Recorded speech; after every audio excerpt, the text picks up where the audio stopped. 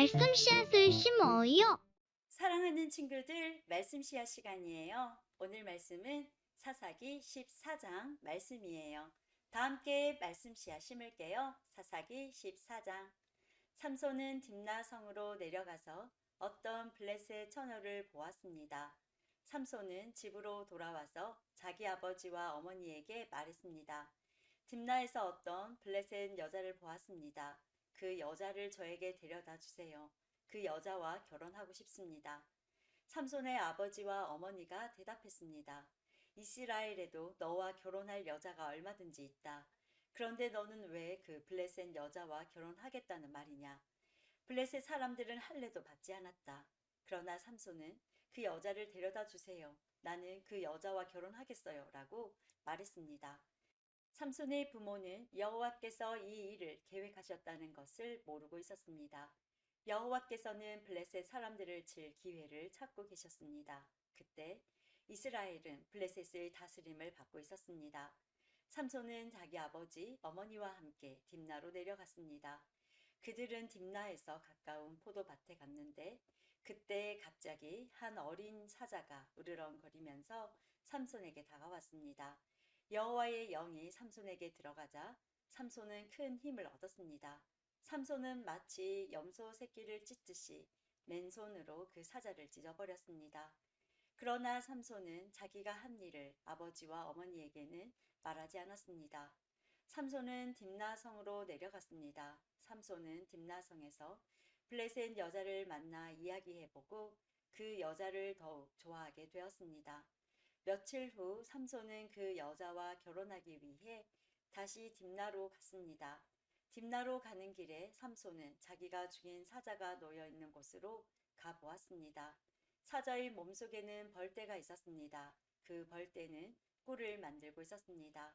삼손은 손으로 꿀을 떼어 내어 걸어가면서 먹었습니다. 삼손이 자기 부모에게 그 꿀을 들여서 그들도 꿀을 먹었습니다. 그러나 삼손은 그 꿀이 죽은 사자의 몸에서 떼어낸 것이라는 말은 하지 않았습니다. 삼손의 아버지는 블레셋 여자를 보러 내려갔습니다. 그때는 신랑이 아내가 될 처녀의 동네에서 잔치를 베푸는 것이 관례였으므로 삼손은 거기에서 잔치를 베풀었습니다. 사람들은 삼손에게 30명의 젊은이를 보내 그와 즐겁게 지내도록 했습니다. 그때 삼손이 블레셋 사람 30명에게 말했습니다. 내가 수수께끼를 하나 내겠소. 이 잔치는 일주일 동안 계속될 텐데 이 잔치 기간 동안에 내가 내는 수수께끼의 답을 알아맞히면 배우 30벌과 겉옷 30벌을 주겠소. 하지만 답을 알아맞히지 못하면 당신들이 나에게 배우 30벌과 겉옷 30벌을 줘야 하오. 그러자 그들이 말했습니다. 당신이 내려는 수수께끼를 말해보시오. 어디 한번 들어봅시다. 삼손이 말했습니다. 먹는 자에게서 먹을 것이 나오고 강한 자에게서 단 것이 나온다.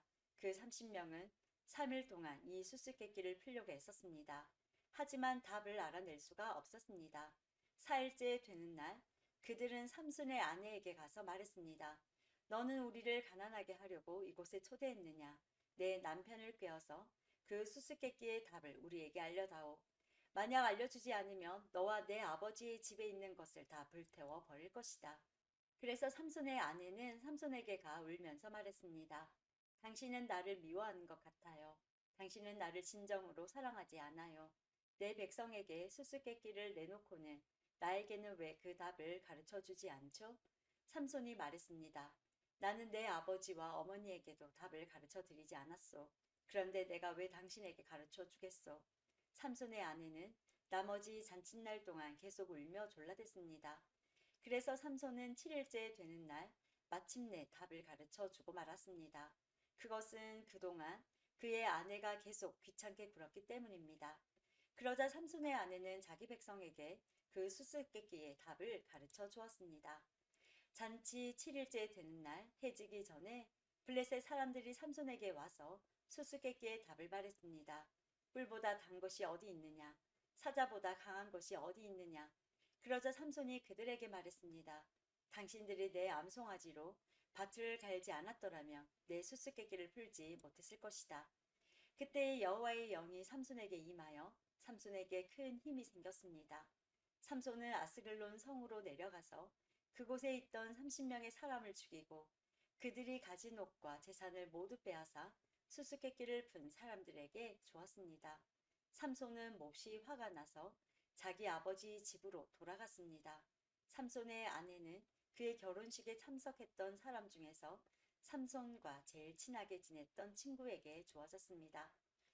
오늘도 말씀 씨앗 모두 잘 심었어요. 우리 내일 또 만나요.